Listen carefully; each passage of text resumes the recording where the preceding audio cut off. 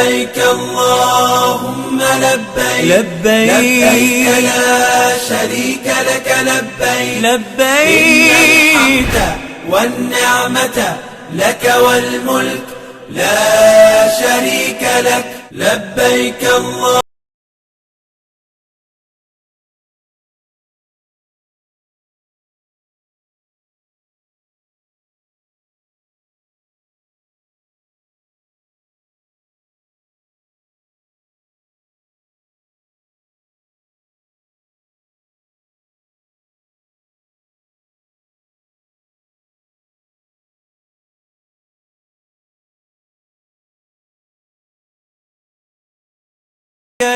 حج کا خصوصی programme, special program لبیک اللہم لبیک لبیک لا شریک لک لبیک ان الحمد والنعمت لک والملک لا شریک لک.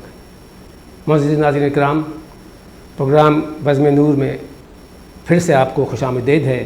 پروگرام کا دوسرا حصہ ہم شروع کر رہے ہیں. ڈاکٹر صاحب ہمارے ساتھ موجود ہیں، ہم ان سے حج کے بارے میں مزید معلومات لیں گے. ڈاکٹر صاحب، ایک حاجی جب حج کے لیے روانہ ہوتا ہے تو سب سے پہلے وہ احرام باندھتا ہے. تو احرام باندھنے کا طریقہ کیا مردوں کو ہی صرف احرام باندھنا ہے یا عورتوں کو بھی باندھنا ہے؟ اور پھر یہاں سے آپ مرحلہ وار ذرا بتائیے گا کہ احرام کے بعد جو اس میں عمرے کے لیے پہلے جب عمرہ کیا جاتا ہے اس میں کیا ترکیب ہوگی، اس کے بارے میں ہمیں تھوڑا سا. بہت شکریہ آپ کا سرور بھائی. احرام جیسا کہ آپ نے سوال میں کہا کہ مردوں اور عورتوں کا، تو یاد رکھیں کہ مردوں کے لیے احرام میں 2 چادریں، اور عورت جو لباس پہنی ہوئی ہے یہ پورا کا پورا اس کا احرام ہے. البتہ اس کے سر کے اوپر اسکارف اس نے باندھنا ہے. احرام کے اندر عورت اپنا چہرہ کھلا رکھے گی اور مرد حضرات جو ہیں وہ صرف 2 چادریں پہنیں گے. ٹھیک ہے، ایک قوم تہمت کہتے ہیں اور دوسری چادر اوڑھنی ہے. اب اس میں تفصیل یہ ہے کہ جب حاجی اپنے گھر سے احرام باندھے گا تو احرام بنیادی طور پر 2 چادروں کا نام نہیں ہے، بلکہ اصل میں اس نیت کا نام ہے کہ نیت کی میں نے احرام باندھنے کی، کہ میں عمرے اور حج کی نیت سے احرام باندھ رہا ہوں. اب جب یہ نیت کر لی تو اس نیت کے کرتے ہی احرام کی پابندیاں شروع ہو جائیں گی.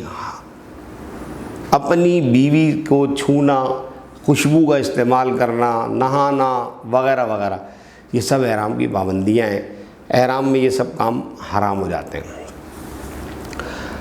احرام باندھنے کا بڑا آسان طریقہ ہے. ایک تو آپ نے تہمت باندھ لینی ہے، اور اوپر سے جو چادر ہے وہ اس طرح ڈالنی ہے کہ آپ کی یعنی تہمت جو ہے یہ ناف تک بندھی ہوئی ہو، اور چادر جو ہے وہ آپ کے یہاں پر پوری چھپا ہوا ہو، بدن آپ کا چھپا ہوا ہونا چاہیے. اب یہاں سے جب آپ حرم شریف یعنی میقات جو ہے اس سے پہلے آپ نے باندھنا ہے. اگر میقات سے پہلے احرام باندھنا آپ بھول گئے تو دم واجب ہو جائے گا. ٹھیک ہے، دم کیا ہوتا ہے؟ دم کیا ہوتا ہے؟ دم کے لیے ہم الگ سے آپ کو بتائیں گے، یہ ایک الگ ڈیٹیل وائز سوال ہے. مختصراً بتا دیجیے کہ کوئی مختصراً یہ ہے کہ دم میں جو ہے گائے آپ کو دینی ہوتی ہے. ٹھیک ہے نا، جب کوئی حج کا بڑا جرم ادا ہو جاتا ہے تو پھر اس میں گائے یا اونٹ دیا جاتا ہے. تو اگر کوئی شخص بغیر احرام باندھے بنا احرام کے میقات کراس کر گیا تو اس کے اوپر دم واجب ہو جائے گا، اور اس گناہ کا یا اس جرم کا کفارہ یہ ہے کہ آپ ایک گائے یا ایک اونٹ اللہ کی راہ میں قربان کریں، اس کا گوشت غریبوں کو کھلائیں، کفارہ ادا ہو جائے گا. اس کے بعد ہم چلتے ہیں کہ حاجی صاحب جو ہیں وہ احرام باندھ کر روانہ ہوئے.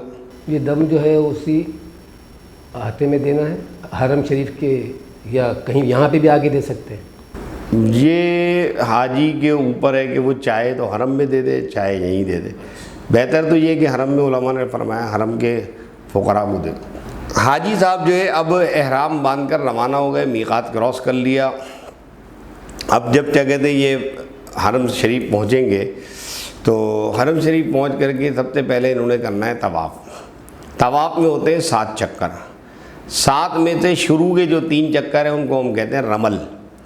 رمل یہ ہے کہ یہ پاؤں کا پنجہ ہے نا، تو اس کی انگلیوں پہ ایسے دونوں پیروں کی انگلیاں ایسے کر کے اچک کے اکڑ کے یوں کر کے چلنا.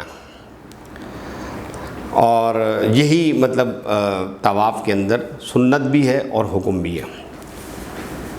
شروع کے 3 چکر میں. اچھا پھر اس میں یہ بھی ہے کہ جب آپ طواف کرتے ہوئے رمل کریں گے یعنی تھوڑا سا اکڑ کے چلیں گے اور تھوڑا تیز تیز چلیں گے تو اس میں کسی دوسرے حاجی کو تکلیف نہیں ہونی چاہیے. اگر آپ کی وجہ سے کسی کو تکلیف پہنچ رہی ہے تو آپ رمل کو ترک کر دیں. ٹھیک ہے, یہ بات یاد رکھنے کی. اب ہم دیکھتے ہیں کہ جناب طواف کا جو اسٹارٹ ہے وہ اس طرح ہوگا کہ کعبۃ اللہ شریف کے عین سامنے, یعنی کہ جو کعبے کی جو 4 کونے ہیں نا, ان چاروں کونوں کے الگ الگ نام ہیں. تو ایک کو ہم کہتے ہیں رکن اسود, رکن یمانی, رکن شامی. جو رکن اسود ہے اس کے بالکل سامنے آپ دیکھیں گے گرین کلر کی ٹیوب لائٹ جل رہی ہے. یہ گرین کلر کی ٹیوب لائٹ جو ہے یہ علامت ہے کہ یہ رکن اسود کی سمت ہے.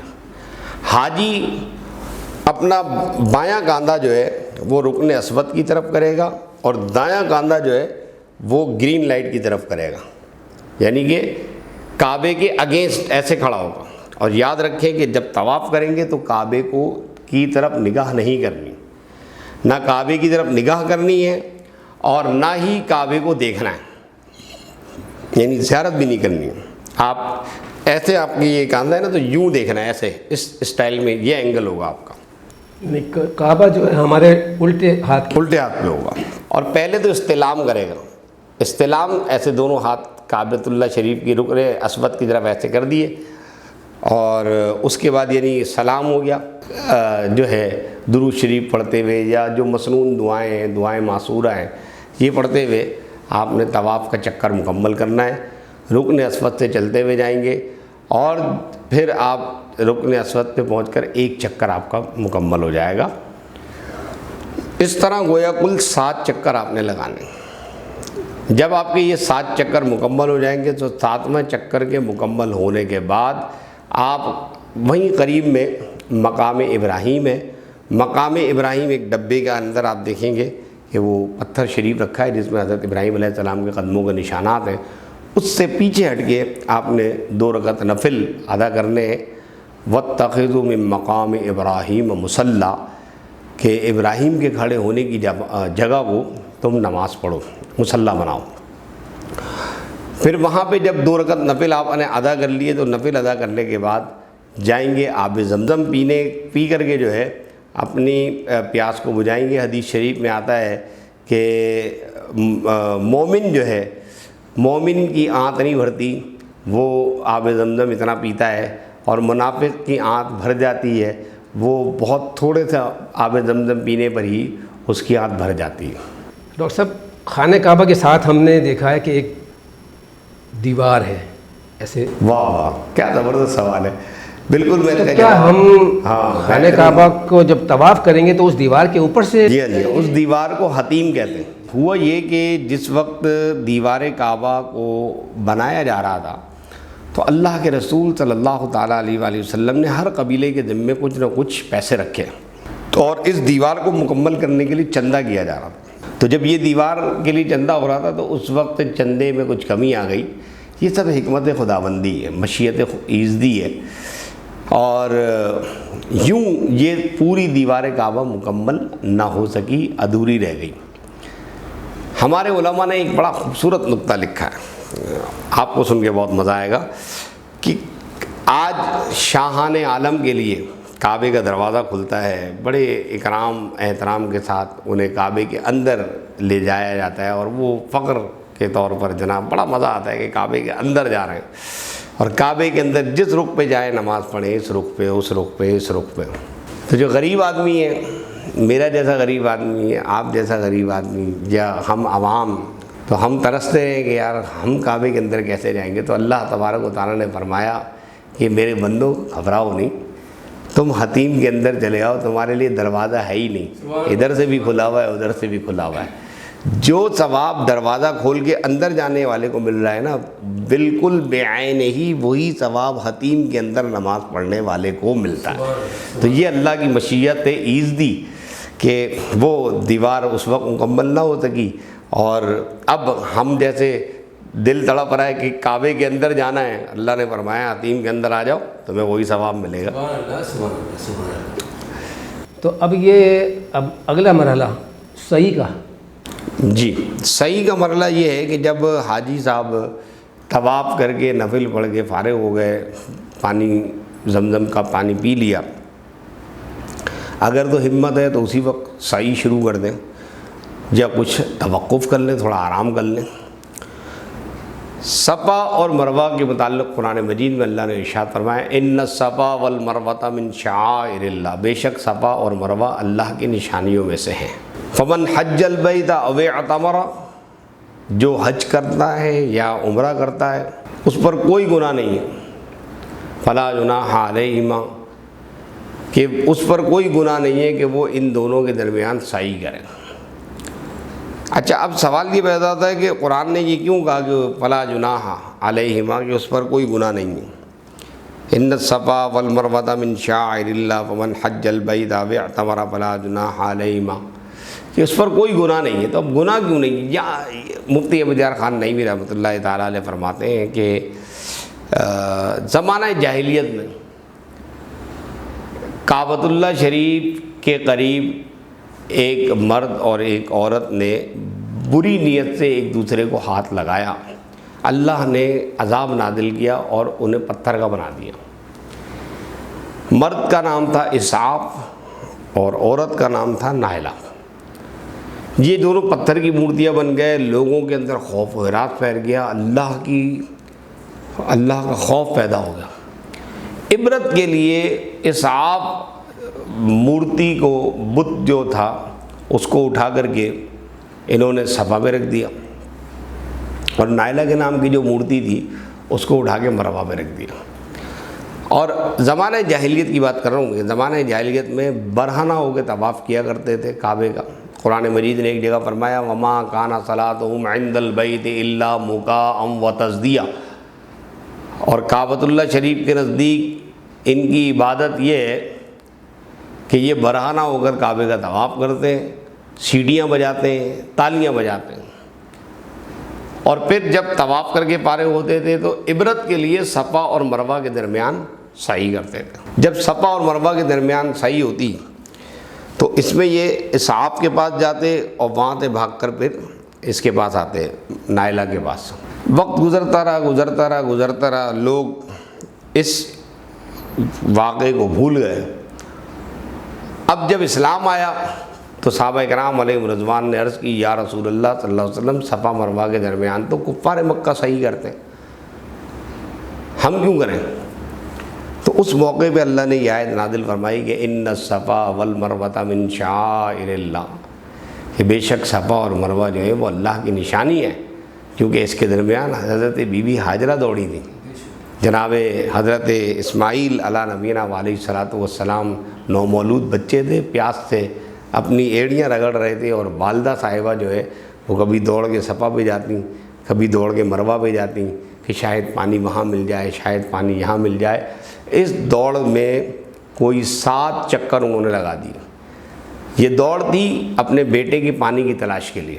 اللہ رب العزت کو ماں کی یہ بے قراری اتنی پسند آئی کہ رب کائنات نے فرمایا اے میرے گناہ گاروں، تم بھی میری رحمت کی تلاش کے لیے ایسے ہی بے قرار ہو کر دوڑو جیسے بی بی ہاجرہ اپنے بچے کے لیے دوڑ رہی تھی۔ اچھا، آپ نے جو ابھی صحیح کے حوالے سے کہا، اس میں ایک بات بڑی قابل غور ہے کہ بی بی ہاجرہ نے صفا اور مروہ پہ 7 چکر لگائے، اور اب ان کی سنت مرد حضرات ادا کرتے ہیں، عورتوں کو دوڑنا منع ہے۔ ہاں، یہ آپ نے بہت اچھا نقطہ بتایا کہ بالکل سرور بھائی بڑی زبردست بات کی ہے۔ بی بی ہاجرہ کی یہ سنت ہے، لیکن آج حاجی خواتین جو ہیں ان خواتین کو صفا مروہ کے درمیان سعی کرنے کا جو حکم ہے اس میں دوڑنا منع ہے۔ حاجی کو صفا مروہ کے درمیان جہاں گرین لائٹ ہے اس گرین لائٹ میں تو تیز تیز دوڑنا ہے، اور باقی جگہ پر جو نا تیز تیز چلنا ہے، لیکن خواتین کو صرف چلنا ہے، تیز بھی نہیں چلنا، خالی چلنا ہے۔ اور دوڑنے کا تو خیر جیسے کہ سرور بھائی نے توجہ دلائی، سوال ہی پیدا نہیں ہوتا۔ اب صفا اور مروہ کی صحیح ہو گئی، 7 چکر ہو گئے، تو یہ چکر صفا سے مروہ تک جیسے ہاں یہ اچھا سوال آپ نے کیا کہ صفا سے شروع ہوگا، ٹھیک ہے نا، وہاں پہ حاجی صاحب کھڑے ہوں گے، کعبے کی طرف رک کر کے دعا کریں گے، اور اس کے بعد صفا سے مروہ 1 چکر، مروہ پہنچ کر پھر کعبۃ اللہ شریف کی طرف دعا کریں گے، پھر مروہ سے صفا دوسرا چکر، پھر صفا سے مروہ تیسرا چکر، اس طرح 7واں چکر جو ہے مروہ پہ ختم ہو جائے گا۔ اور مروہ پہ جب 7واں چکر ختم ہو جائے گا تو جیسا کہ میں نے قرآن مجید فرقان حمید کی ایک آیت تلاوت کی کہ ان الصفا والمروۃ من شعائر اللہ، بے شک صفا اور مروہ جو ہیں اللہ کی نشانیاں ہیں۔ فمن حج البیت او اعتمر فلا جناح علیہ ان یطوف بہما، جو حج کرتا ہے یا عمرہ کرتا ہے فلا جناح، اس پر کوئی گناہ نہیں ہے کہ وہ ان دونوں کے درمیان طواف کرے۔ یعنی صحابہ کرام نے عرض کیا تھا یا رسول اللہ صلی اللہ علیہ وسلم یہ تو کفار مکہ کرتے ہیں، تو اللہ کے رسول صلی اللہ علیہ وسلم پر یہ وحی نازل ہوئی اور بتایا کہ فلا جناح علیہ ان یطوف بہما، ان پر کوئی گناہ نہیں ہے کہ اگر وہ ان دونوں کے درمیان طواف کریں۔ فمن تطوع خیرا فإن اللہ شاکر علیم، اور بے شک جس نے یہ خیر کیا، کام کیا، تو اللہ تبارک و تعالی بے شک شکر کرنے والوں کے ساتھ ہے۔ اب اس میں تھوڑی سی وضاحت یہ ہو جائے کہ خانہ کعبہ میں جب ہم نے طواف کیا تھا تو حجر اسود سے شروع کیا جی، اور حجر اسود پہ ختم کیا تو ایک چکر ہوا، ایسے ہی اور سعی میں جو ہے ہم نے صفا سے شروع کیا اور مروہ پر دوسرا چکر، تو اس طرح مروہ پر جا کر 7واں چکر ختم ہو گیا۔ ایسے ہی۔ تو اب یہاں پر یہ کہ یہ سمجھ لیں کہ اس آیت میں اللہ تبارک و تعالیٰ نے ایک کلیئر بات فرما دی کہ جو کوئی نیک کام کرے تو خدا قدر شناس ہے اور اللہ تبارک و تعالیٰ اس نیک کام کرنے والے کی قدر کرتا ہے۔ یہ جناب والا آپ سمجھ لیں کہ طواف اور سعی یہ ایک طریقے سے عمرہ مکمل ہو گیا۔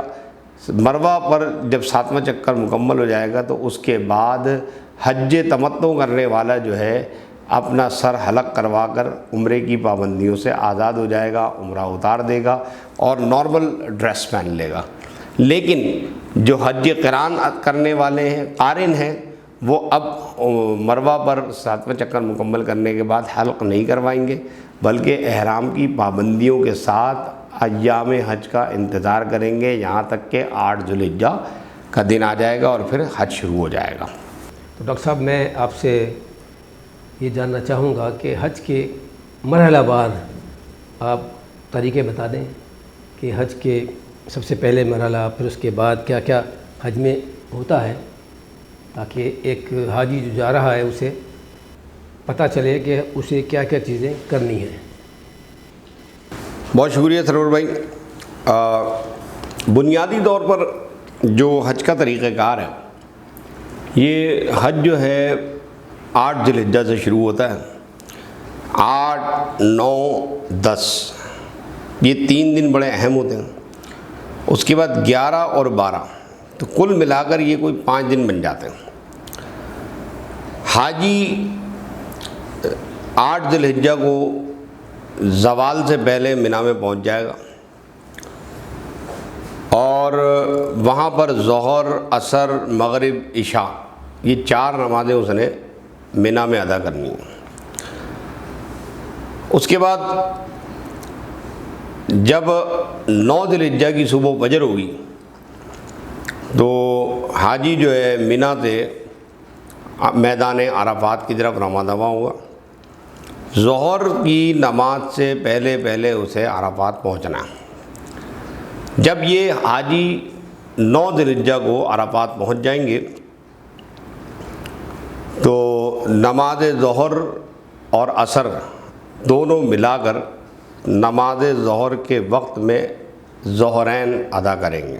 نماز ظہر اور عصر ملا کر ادا کی جائے گی اور نماز ظہر عصر ادا کرنے کے فوری بعد حاجی صاحبان جو ہیں وہ دعا میں مشغول ہو جائیں گے۔ کب تک؟ غروب آفتاب تک۔ تو ڈاکٹر صاحب اذان ایک ہی ہوگی ظہر کی؟ جی ہاں، اذان ایک ہی ہوگی، اقامت الگ الگ پڑھی جائے گی۔ ظہر کی اقامت الگ ہوگی، عصر کی اقامت الگ ہوگی، بغیر کسی توقف کے 2 رکعت ظہر ادا کرنی ہے، 2 رکعت عصر ادا کرنی ہے۔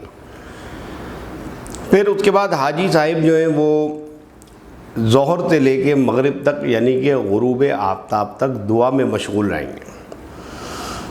جیسے ہی غروب آفتاب ہوگا یہ میدان عرفات چھوڑ دیں گے، تمام حاجی صاحبان مزدلفہ کی طرف سفر شروع کر دیں گے۔ یہ مزدلفہ جب بھی پہنچیں تو مزدلفہ پہنچتے ہی نماز مغرب اور نماز عشاء ایک اذان اور الگ الگ اقامت کے ساتھ ادا کی جائے گی. رات بھر مزدلفہ میں گزارنی.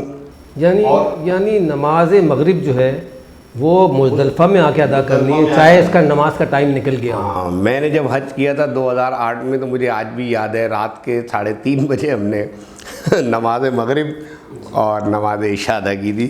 جو میں اپنی زندگی میں ایک سب سے حیران کن بات ہے کہ 3:30 بجے رات کو مغرب کی نماز ادا کی اور وہ ادا ہوئی. تو یہ وضاحت ہو رہی ہے اس سے کہ لوگوں کو سمجھ میں آئے کہ مغرب کی نماز مزدلفہ میں پہنچ کے پڑھنی چاہے کتنی بھی آپ دیر سے وہاں پہنچے. یہی حکم ہے، یہی حکم ہے. اچھا، اب مزدلفہ میں جب مغرب اور عشاء آپ نے ادا کر لیا تو اس کے فوری بعد جو ہے نا آپ نے وہاں پہ کیا کرنا ہے، کنکریاں چننی ہیں. تو 3 شیطانوں کو کنکریاں مارنی ہیں اور 7 کنکریاں مارنی ہیں. 7 × 7 7 × 14 7 × 21 اور 21 کو جب 3 سے ضرب دیں گے تو غالباً 72 جواب آ جاتا ہے. تو اب آپ یہ سمجھیں کہ کوئی 72 یا 80، بلکہ ہمارے علماء نے فرمایا کہ کوشش کریں کہ زیادہ کنکریاں جمع کر لیں تاکہ اگر کوئی ایک آدھ مس ہو جائے یا کسی اور حاجی کو ضرورت پڑ جائے تو آپ اسے دے دیں.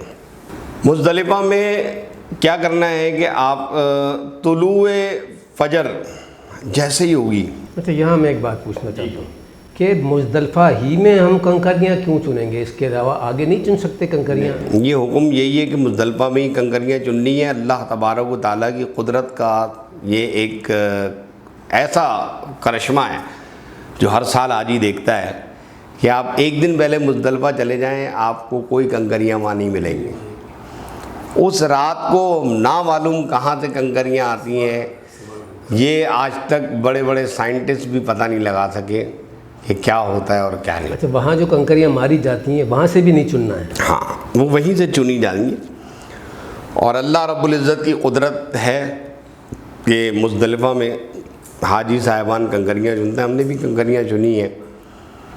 تو مجھے آج تک یاد ہے کہ کچھ 1-2 دن پہلے بھی ہم مزدلفہ گئے تھے تو بالکل چٹیل میدان تھا، اور جب ہم اس دن رات کو وہاں پہنچے ہیں تو بہتات تھی کنکریوں کی. اب جناب والا کیا ہوگا کہ جیسے ہی طلوع صادق ہوگی تو طلوع صادق ہوتے ہی نماز فجر ہم نے وہاں ادا کرنی ہے. اور نماز فجر ادا کرتے ہی ہم جو ہے میدان مزدلفہ سے روانہ ہو جائیں گے. اب مزدلفہ سے جب روانہ ہوں گے تو سیدھا ہم جمرات پر پہنچیں گے. اور اب یہ شروع ہو گئی 10 تاریخ یعنی عید کا دن.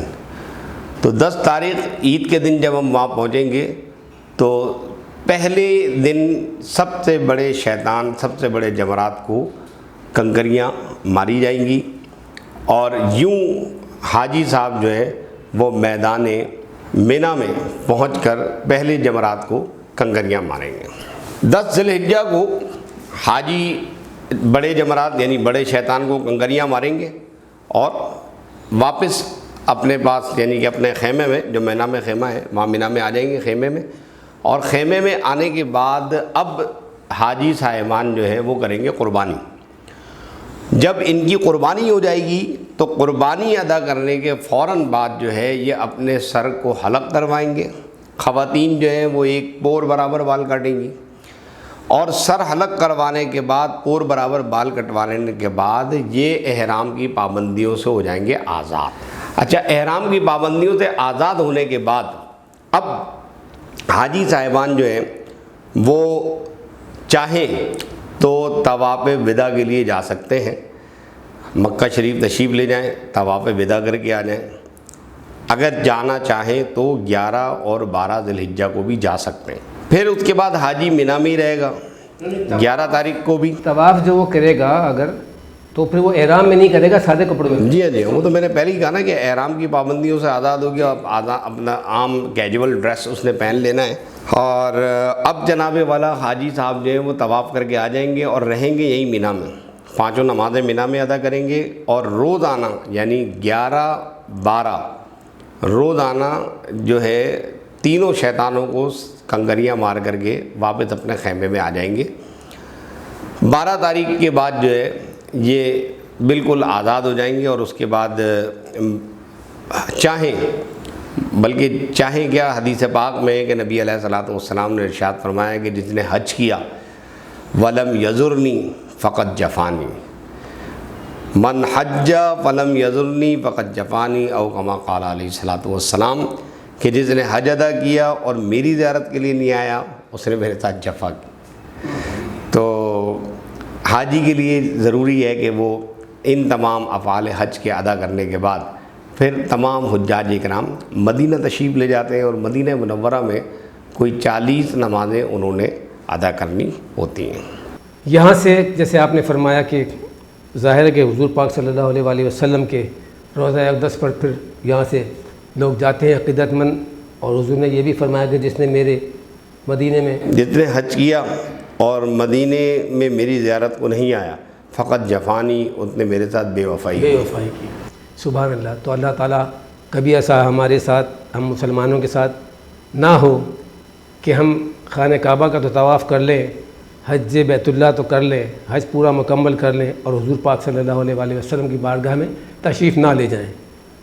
اب حضور پاک صلی اللہ علیہ وآلہ وسلم کے حوالے سے کہ ہم مدینہ منورہ پہنچتے ہیں تو وہاں ہمیں کیا کرنا چاہیے؟ اب ہم نے حج مکمل کر لیا ہے، اب حضور پاک صلی اللہ علیہ وسلم کی بارگاہ میں سرور بھائی یہ بتائیں، میں نے ابھی پورا حج آپ کو بتایا، یہ بتائیے کہ یہاں آپ نے کیا کیا حج میں مکۃ المکرمہ میں؟ وہ تو آپ نے بتایا نا کہ جب وہ سادے کپڑوں میں ہم نے جو ہے وہ، دیکھیں حج کیا ہے، میں نے کہا نا کسی کی اداؤں کو ادا کرنے کا نام ہے۔ عام طور پر لوگ کہتے ہیں کہ حج جو ہے وہ خانہ کعبہ میں ہوتا ہے، خانہ کعبہ میں نہیں ہوتا، حج نہیں ہوتا خانہ کعبہ، خانہ کعبہ میں صرف طواف ہے، باقی آپ نے منی میں وقت گزارنا ہے، مزدلفہ میں وقت گزارنا ہے، عرفات میں وقت گزارنا ہے۔ منی، عرفات، مزدلفہ مکہ سے بہت دور ہیں یہ وادیاں۔ اچھا، اسی طریقے سے قربانی کے لیے لوگ کہتے ہیں کہ جناب قربانی جو ہے وہ حج کے ساتھ خاص ہے، تو میں نے آپ کو بتایا کہ قربانی حج تمتع کرنے والا اور حج قران کرنے والا شکرانے کے طور پہ قربانی کرتا ہے، اضحیہ کی قربانی نہیں کرتے۔ حضرت ابراہیم علیہ نبینا علیہ الصلوۃ والسلام نے جو اسماعیل کی قربانی پیش کی وہ کعبۃ اللہ میں پیش نہیں کی، بلکہ وہ منی کے میدان میں پیش کی تھی، کعبے سے بہت دور ہے وہ۔ تو اسی طریقے سے جب ہم حاجی صاحب مدینے پہنچیں گے تو مدینہ منورہ سراسر ادب ہے۔ اللہ تبارک و تعالیٰ نے ارشاد فرمایا لِتُؤْمِنُوا بِاللَّهِ وَرَسُولِهِ وَتُعَزِّرُوهُ وَتُوَقِّرُوهُ، تاکہ تم اللہ اس کے رسول پر ایمان لاؤ، تو اس کی تعظیم کرو اور اس کی توقیر کرو۔ مدینہ منورہ میں تعظیم، توقیر، ادب یہ بس انتہا ہے۔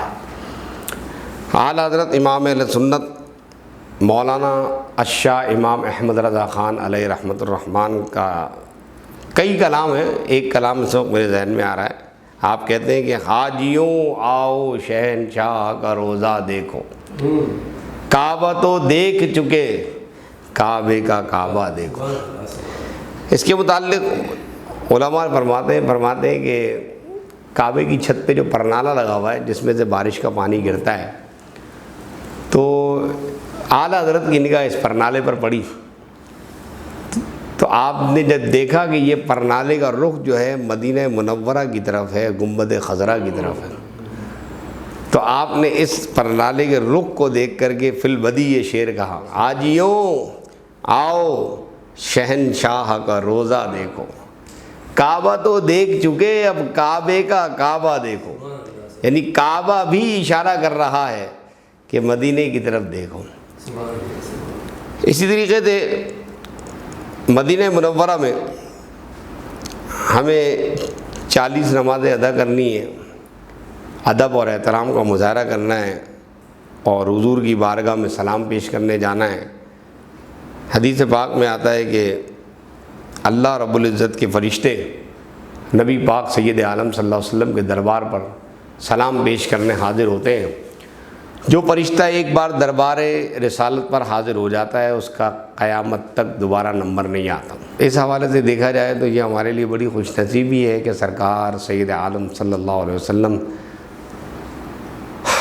ہم پر خصوصی کرم فرماتے ہیں اور ہمیں بار بار اذن عطا فرماتے ہیں مدینے کی حاضری کا۔ مدینہ منورہ میں جس نے ادب کیا اس نے بڑا مقام پایا، اور حقیقت یہ ہے کہ اللہ کے رسول صلی اللہ تعالیٰ علیہ وسلم نے ایک موقع پہ یہ بھی ارشاد فرمایا، من زارا قبری وجبت لہو شفاعتی، جس نے میری قبر کی زیارت کی اس کے لیے میری شفاعت واجب ہو گئی، یعنی میری شفاعت اس کے لیے واجب ہو گئی۔ تو اب یہ دیکھا جائے کہ رسول اللہ صلی اللہ تعالیٰ علیہ وآلہ وسلم کے دربار کی حاضری کوئی معمولی بات نہیں ہے۔ صرف دربار پہ حاضر ہو جائیں تو اللہ تبارک و تعالیٰ کے حبیب سید عالم صلی اللہ علیہ وسلم کی شفاعت واجب ہو جاتی ہے۔ ایک اور روایت میرے ذہن میں آ رہی ہے، احادیث کی روشنی میں اگر ہم حج کو دیکھیں تو نبی علیہ الصلوۃ والسلام میدان عرفات میں دعا میں مشغول ہیں، اور صحابہ کرام علیہ رضوان نے عرض کی، یا رسول اللہ صلی اللہ علیہ وسلم سورج غروب ہو چکا ہے، آپ تشریف لے چلیں۔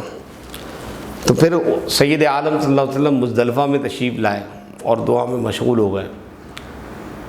پھر اچانک آپ کے چہرے پر خوشی کے آثار نظر آئے۔ صحابہ کرام علیہ رضوان نے عرض کی، یا رسول اللہ صلی اللہ علیہ وسلم ہمارے والدین آپ پر قربان جائیں، آپ کے چہرے پہ خوشی کے آثار۔ اللہ کے رسول صلی اللہ علیہ وسلم نے فرمایا کہ عرفات کے میدان میں نے دعا کی کہ اے اللہ میری امت کے گناہ بخش دے، تو اللہ تبارک و تعالیٰ نے حقوق اللہ کو معاف کر دیا، لیکن حقوق العباد ابھی بھی باقی تھے۔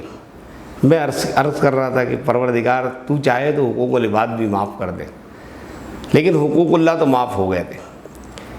اب جب ہم مزدلفہ آئے تو میں نے اپنی گزارشات، دعائیں، التجائیں اور پیش کی، تو اب مزدلفہ میں مجھے یہ خوشخبری سنائی کہ جب حاجی عرفات سے مزدلفہ آتا ہے تو عرفات میں حقوق اللہ کے گناہ معاف ہو جاتے ہیں، اور مزدلفہ میں حقوق العباد کے گناہ معاف ہو جاتے ہیں۔ گویا جب آدمی حاجی حج کر کے واپس آتا ہے تو ایسا ہوتا ہے جیسے آج ہی اس کی ماں نے اسے جنا ہے۔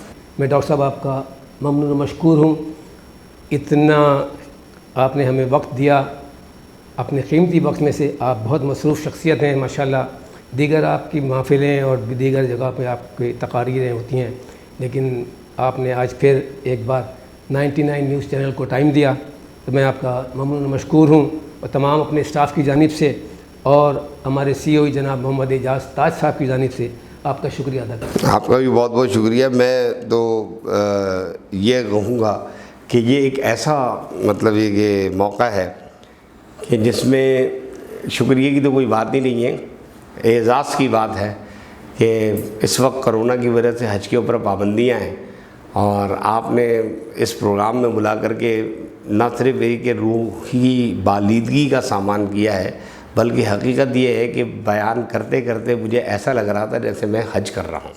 محترم ناظرین کرام، حج سے متعلق پروگرام آپ نے دیکھا، دعا ہے کہ اللہ تعالیٰ ہم سب کو ایک بار ضرور اپنے اور اپنے محبوب کے دربار کی حاضری کا شرف عطا فرمائے۔ آمین۔ سرور مدنی کو اجازت دیجیے، اللہ حافظ۔